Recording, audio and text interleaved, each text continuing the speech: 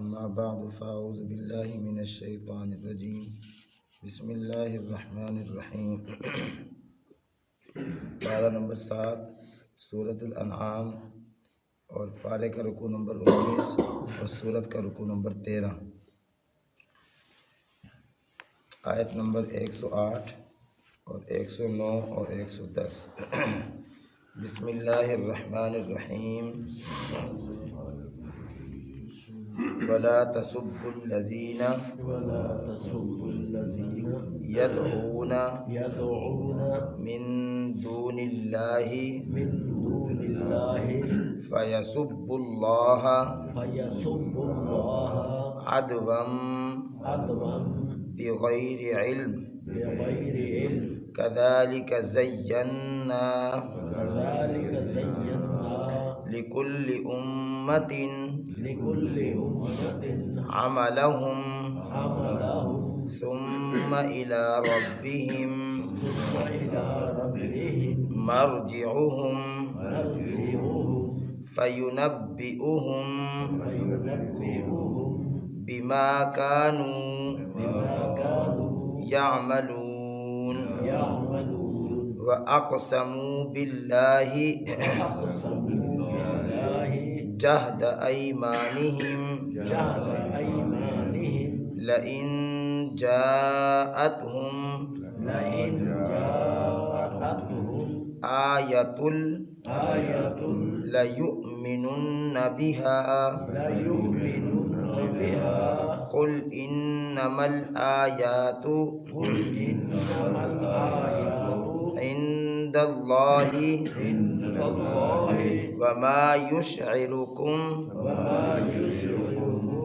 أنها إذا جاءت لا يؤمنون ونقلب أفئدتهم وأبصارهم كما لم يؤمنوا به أول مرة ونذرهم في طغيانهم يعمهون۔ صدق اللہ العظیم۔ اللہ تعالیٰ ارشاد فرماتے ہیں وَلَا تَسُبُّوا الَّذِينَ يَدْعُونَ مِن دُونِ اللَّهِ، اور گالیاں نہ دو ان لوگوں کو یدعون من دون اللہ جن کو وہ پکارتے ہیں اللہ کے علاوہ، یعنی معبودان باطلہ، ان کو گالی دینے سے اللہ منع فرما رہے ہیں۔ وجہ فیسب اللہ عدوا بغیر علم، پس وہ گالی دیں گے اللہ تعالیٰ کو دشمنی میں نادانی کی وجہ سے۔ کذالک زینا لکل امۃ عملہم، اسی طرح ہم مزین کرتے ہیں ہر امت کے لیے ان کے کاموں کو، ان کے عملوں کو۔ جو آدمی جو کام کر رہا ہے وہ سمجھتا ہے کہ میں ٹھیک کر رہا ہوں، اللہ تعالیٰ اس کے کام کو اس کی نظروں میں مزین کر دیتے ہیں۔ فرمایا کہ ثم الی ربہم، پھر ان کے رب کی طرف، مرجعہم، ان کو لوٹ کر جانا ہے، فینبئہم بما کانوا یعملون، پس بے شک ہم بتلا دیں گے ان کو جو کام وہ کیا کرتے تھے۔ وَأَقْسَمُوا بِاللَّهِ جَهْدَ أَيْمَانِهِمْ، اور قسم اٹھائی انہوں نے اللہ کی پکی قسمیں، لَإِن جَاءَتْهُمْ، کہ اگر آئے گی ان کے پاس نشانی، آیتن کوئی نشانی، لَيُؤْمِنُنَّ بِهَا، تو ضرور ایمان لے آئیں گے اس پر۔ قل، اے نبی کریم صلی اللہ علیہ وسلم آپ فرما دیجئے، انما الآیات عند اللہ، کہ بے شک نشانیاں تو اللہ پاک کے پاس ہیں۔ وما یشعرکم، اور تم کو کیا معلوم، انہا اذا جاءت لا یؤمنون، کہ بے شک جب آئے گی نشانی تو وہ ایمان لے آئیں گے، تمہیں کیا معلوم۔ فرمایا کہ وَنُقَلِّبُ أَفْئِدَتَهُمْ، ہم نے پلٹ دیے ہیں ان کے دل، وَأَبْصَارَهُمْ، اور ان کی آنکھیں، كَمَا لَمْ يُؤْمِنُوا بِهِ، جیسا کہ نہیں ایمان لے کر آئے تھے وہ لوگ، بھی قرآن پاک پر، جناب نبی کریم صلی اللہ علیہ وسلم پر، اول مرتين پہلی مرتبہ، ونذرهم اور ہم چھوڑتے ہیں فی طغیانہم یعمہون ان کو اپنی سرکشی میں کہ وہ بھٹکتے رہیں۔ اللہ تعالیٰ ہماری حفاظت فرمائے۔ آمین۔ کل جو ہم نے آیتیں پڑھی تھی ان آیت کریمہ میں اللہ رب العزت نے ارشاد فرمایا تھا کہ ہم نے واضح دلیلیں اور عقلی اور نقلی دلیلیں بیان کر کر اس بات کو بیان کر دیا ہے کہ اللہ وحدہ لا شریک ہے، اس کے علاوہ کوئی معبود نہیں ہے۔ اور ہم نے جو دلائل دیے ہیں اگر کوئی آدمی ان دلائل پر غور و فکر کرے گا، ان کو سمجھے گا تو ان کو یہ بات سمجھ میں آ جائے گی، وہ اس بات کو سمجھ لیں گے اور دلائل میں غور و فکر کرنے کا فائدہ ان کی ذات کو ہوگا۔ ظاہر ہے کہ جب اللہ رب العزت کو وحدہ لا شریک مانیں گے، اللہ کو ایک مانیں گے، تو اللہ رب العزت کا قرب حاصل ہوگا، اللہ تعالیٰ کے ساتھ جو تعلق ہے وہ مضبوط ہوگا، تو اس کا فائدہ اللہ کو نہیں ہونا، اللہ تو بے نیاز ذات ہے، اس کا فائدہ اس غور و فکر کر کر اللہ پاک کے ساتھ جو تعلق کو مضبوط کر رہا ہے بندہ، اس کو ہونا ہے۔ تو اللہ پاک نے فرمایا تھا فمن ابصر فلنفسی، کہ جو آدمی ان دلائل پر غور و فکر کرے گا اس کا فائدہ اس کی ذات کو ہوگا، اور جو آدمی نہ غور و فکر کرے، اتنے واضح دلائل کو بھی نہ سمجھے، اللہ پاک کی طرف سے بیان کردہ عقلی اور نقلی دلیلوں کو پڑھنے کے بعد، سننے کے بعد ان پر عمل نہ کرے، ان پر ایمان نہ لے کر آئے، فرمایا کہ ومن عمیہ، تو ایسا آدمی نابینا ہے، اندھا ہے۔ یہ نہیں ہے کہ آنکھوں سے اندھا ہے، نہیں، آنکھوں سے تو دیکھتا ہے لیکن دل کی آنکھوں سے اندھا ہے۔ اور جو آدمی نظر انداز کرے گا قرآن پاک کی آیات کو، دلائل کو، اللہ پاک کی طرف سے بیان کردہ ان چیزوں کو، تو اس کا نتیجہ یہ نکلے گا، اللہ فرماتے ہیں کہ اس کا وبال اسی کے سر پر ہوگا، کل کو وہی اس کا جواب دہ ہوگا، کوئی اور جواب دہ نہیں ہوگا۔ اور نبی کریم صلی اللہ علیہ وسلم کے حوالے سے فرمایا کہ آپ ان کے نگران نہیں ہیں، آپ کے ذمے یہ نہیں ہے کہ آپ پکڑ کر ان کو دین میں داخل کریں، آپ کے ذمے صرف یہ ہے کہ آپ ہمارے پیغام کو ان تک پہنچا دیں۔ اللہ پاک نے ہر انسان کو شعور عطا فرمایا ہے، سمجھ عطا فرمائی ہے۔ 5 سال کے بچے کو، شاید 5 سال کا بچہ دور کی بات ہے، آپ 2 سال کے بچے کو کاغذ پکڑائیں ایک ہاتھ میں نوٹ پکڑائیں، وہ کاغذ نہیں پکڑے گا، نوٹ پکڑے گا۔ ایک 2 سال کے بچے کو اتنا شعور ہے کہ اس کو پتہ چلتا ہے کہ یہ کاغذ ہے، یہ نوٹ ہے، یہ کسی کام کا نہیں، یہ کام کا ہے۔ تو 20 سال کے، 25 سال کے، 30 سال کے انسان کو نہیں پتہ چلتا کہ صحیح کیا ہے اور غلط کیا ہے۔ اللہ رب العزت نے انسان کو شعور عطا فرمایا ہے، اور اس شعور کو بنیاد بنا کر انسان صحیح اور غلط کے درمیان فیصلہ کر سکتا ہے۔ میں نے یہ باتیں پہلے بھی عرض کی ہیں کہ ابو جہل یا اس طرح کے جو کفار مکہ تھے، کیا وہ نبی کریم صلی اللہ علیہ وسلم کو غلط سمجھتے تھے؟ یا آپ پر نازل ہونے والی وحی کو، قرآن مقدس کو وہ غلط سمجھتے تھے؟ وہ یہ بات مانتے تھے کہ یہ اللہ کی طرف سے نہیں ہے؟ بالکل نہیں۔ میں نے یہ باتیں عرض کی ہیں کہ وہ رات کو، ٹھنڈی راتوں میں، سردی کی راتوں میں اپنے گرم بستر کو چھوڑ کر نبی کریم صلی اللہ علیہ وسلم کی جو تلاوت والی آواز ہے، قرآن پاک کی جو تلاوت اللہ کے نبی فرمایا کرتے تھے رات کو تہجد میں، وہ چھپ چھپ کر جا کر اس کو سنا کرتے تھے۔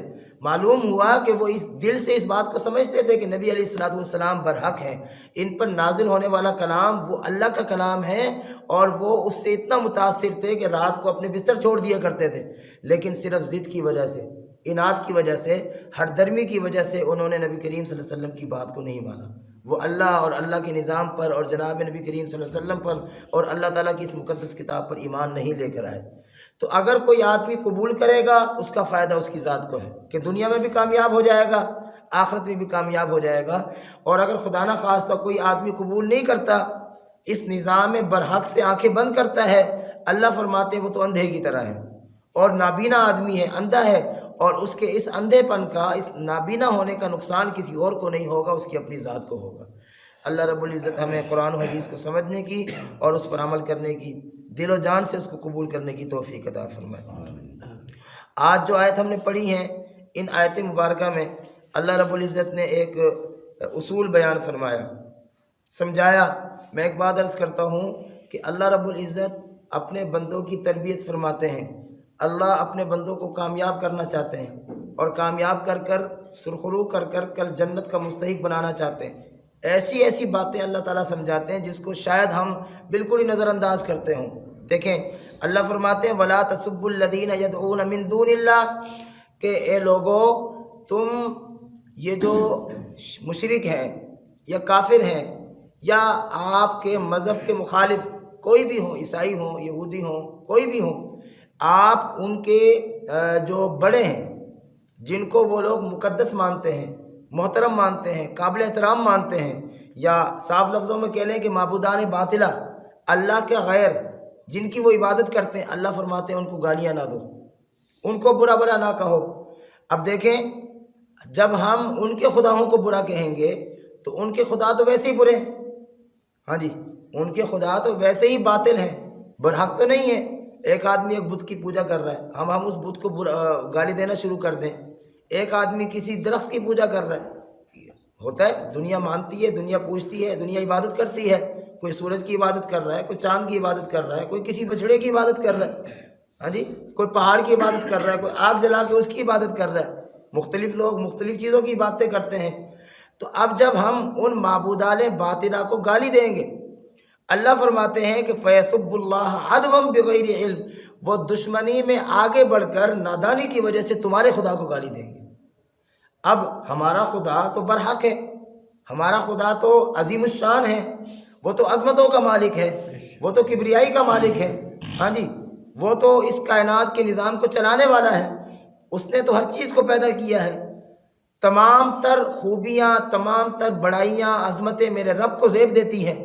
اب جب ہم نے ان کے اس معبود کو گالی دی جو معبود باطل ہے، جو ایک پتھر سے بنا ہوا ہے، تو وہ اس کے بدلے میں کس کو گالی دے گا؟ ہمارے خدا کو گالی دے گا۔ اللہ پاک نے فرمایا کہ تم ان کے خدا کو گالی نہ دو، اس لیے کہ جب تم ان کے خدا کو گالی دو گے تو وہ نادانی کی وجہ سے اور دشمنی کی وجہ سے اور وہ تجاوز کرتے ہوئے تمہارے خدا کو گالی دے گا۔ نبی کریم صلی اللہ علیہ وسلم نے ارشاد فرمایا ملعون من سب والدیہ۔ صحابہ کرام رضی اللہ تعالی عنہ مجمعین تشریف فرما ہیں، موجود ہیں، آپ علیہ الصلوۃ والسلام بھی وہاں تشریف فرما ہیں۔ تو رسول اکرم صلی اللہ علیہ وسلم نے فرمایا کہ لعنت ہو اس آدمی پر جو اپنے ماں باپ کو گالی دے۔ صحابہ کرام وہاں موجود تھے، حیران ہوئے کہ اللہ کے نبی ماں باپ کو گالی کون دیتا ہے؟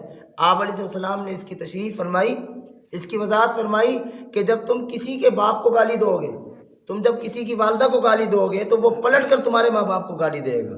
اب اپنے ماں باپ کو گالی دینے کا ذریعہ سبب کون بنا؟ خود۔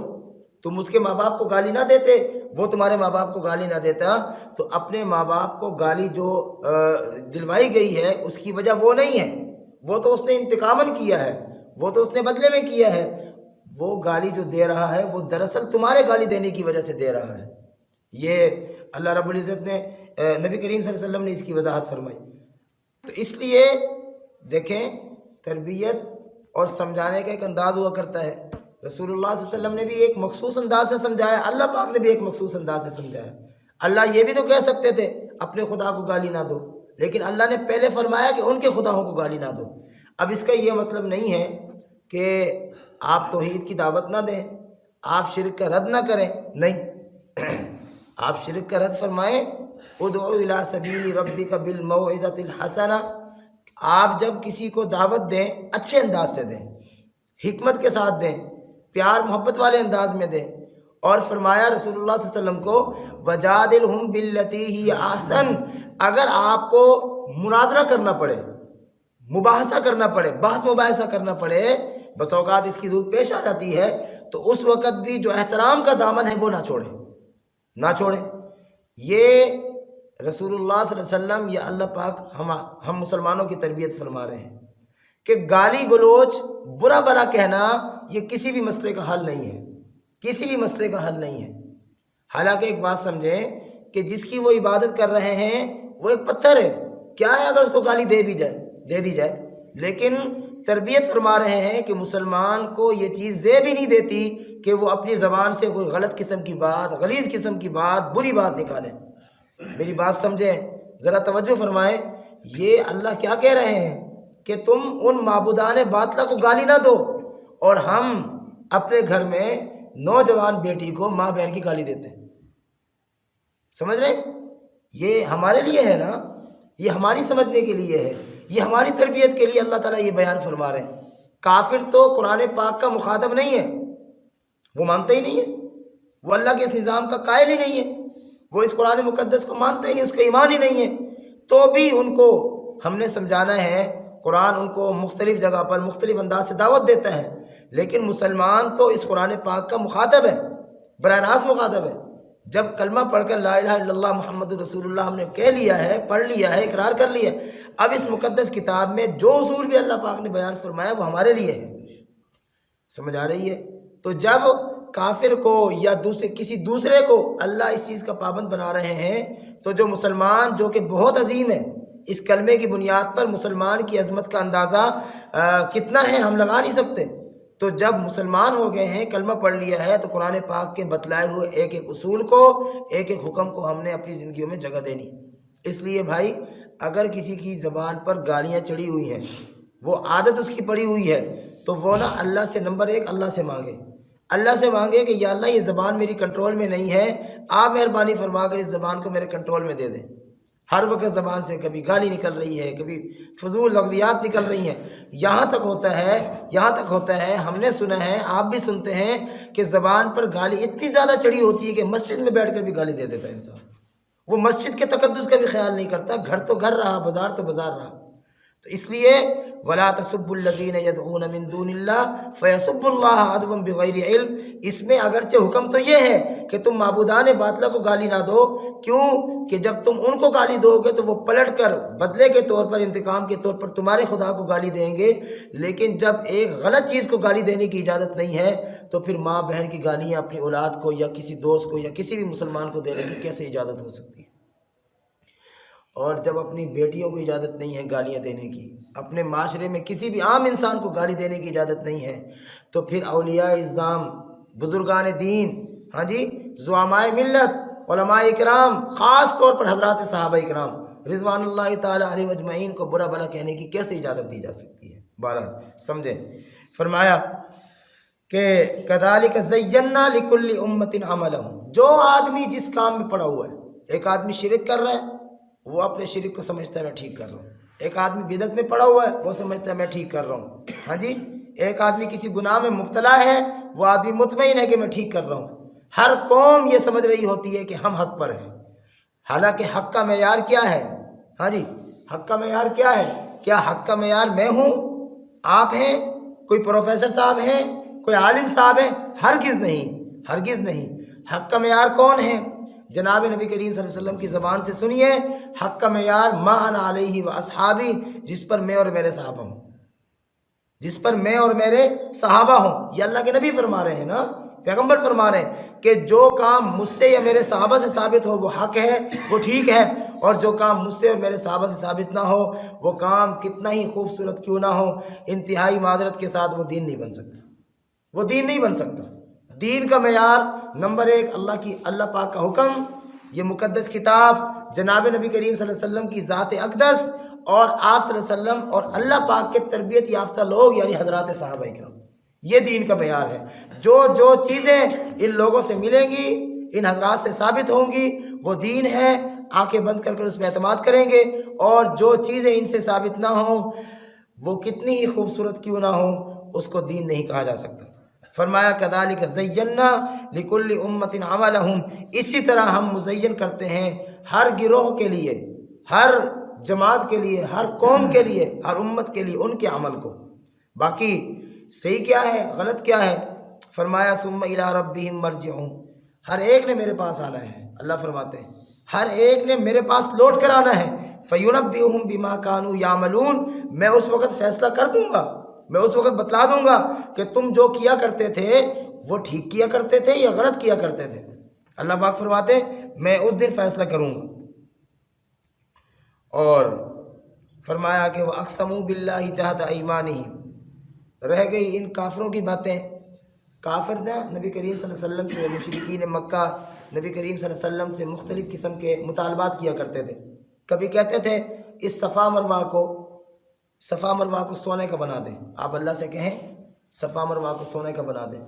کبھی کہتے تھے مکہ کی زمین کو ہموار کر دیں، یہاں مکہ کی زمین ہموار ہو جائے، یہاں نہریں ہوں، اور یہاں پر ہم جو ہے نا، چونکہ مکہ المکرمہ کی جو زمین ہے وہ بنجر ہے، یعنی عام طور پر وہاں پہ فصلیں نہیں ہوتی، اب بھی نہیں ہوتی ہیں، اب تو اللہ کی کتنی جدت آ گئی ہے.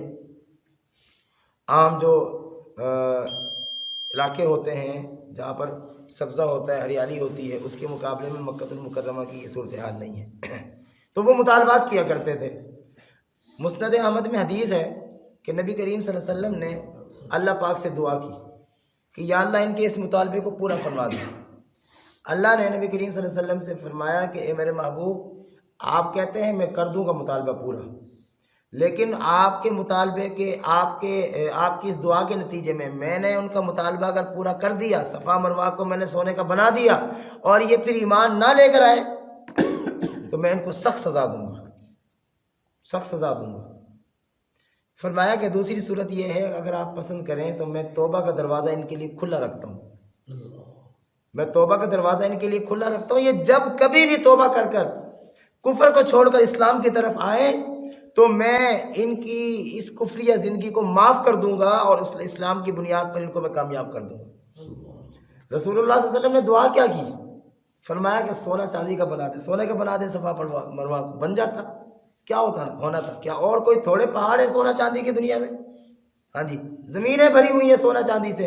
اگر ایک صفا مروہ کا پہاڑ سونے کا بن جاتا تو کون سی کوئی وہ قیامت آ جانی تھی؟ کچھ بھی نہیں ہونا تھا.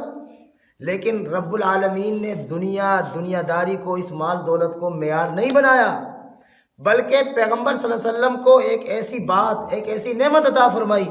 سبحان اللہ، اس امت پر جناب نبی کریم صلی اللہ علیہ وسلم کے صدقے اللہ پاک اتنے مہربان ہیں کہ ہم تصور نہیں کر سکتے. یہ کافر کے لیے کہہ رہے ہیں اللہ، مسلمان کے لیے نہیں کہہ رہے. وہ کافر تھے جنہوں نے یہ مطالبہ کیا تھا کہ اللہ کے نبی ہے میرے محبوب، آپ اگر چاہیں پسند کریں، یہ مفہوم ہے، اگر آپ پسند کریں تو میں ان کے لیے توبہ کا دروازہ ہمیشہ کے لیے کھول دیتا ہوں. کافر کے لیے اللہ پاک اتنے مہربان ہیں تو مسلمان کی تو بات ہی کچھ اور ہے، مسلمان کا تو مقام ہی کچھ اور ہے. ہاں جی، مسلمان جب توبہ کرتا ہے اور اللہ کے نبی فرماتے ہیں التائب من الذنب کمن لا ذنب لہ، توبہ کرنے والا ایسا ہے گویا کہ اس نے گناہ کیا ہی نہیں. یہ رب العالمین کی رحمت ہے، اس کی مہربانی ہے. جس نامہ اعمال کے جس حصے پر وہ گناہ لکھا ہوتا ہے اللہ پاک اس گناہ کو مٹاتے ہیں، مٹانے کے بعد وہاں نیکی لکھواتے ہیں. کیوں کہ کل قیامت والے دن جب یہ بندہ آئے اور نامہ اعمال کو دیکھے تو اس خالی جگہ کو دیکھ کر کہیں اس کو یہ نہ یاد آ جائے کہ یہاں کوئی گناہ لکھا ہوا تھا، شرمندہ ہو جائے.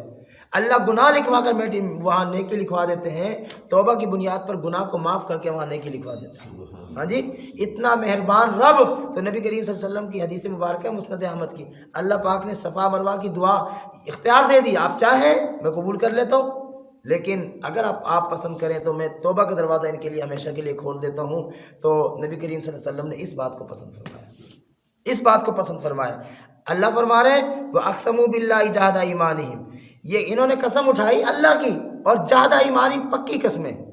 کیا کہ لئن جاءتہم، جب آئے گی کوئی نشانی اللہ کی طرف سے، ان کے پاس جب کوئی نشانی آئے گی لَيُؤْمِنُنَّ بِهَا، تو وہ اس نشانی پر ایمان لے آئیں گے، اس کی بنیاد پر وہ قرآن پر ایمان لے آئیں گے، اللہ کے نبی پر ایمان لے آئیں گے.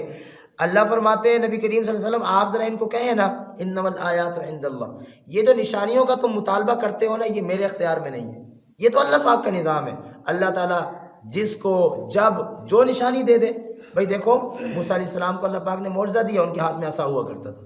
ہاں جی، عیسیٰ علیہ السلام کو اللہ پاک نے معجزہ دیا، اور بھی مختلف انبیاء علیہ السلام کو معجزہ دیا، اور نبی کریم صلی اللہ علیہ وسلم کو کوئی تھوڑے معجزے ملے؟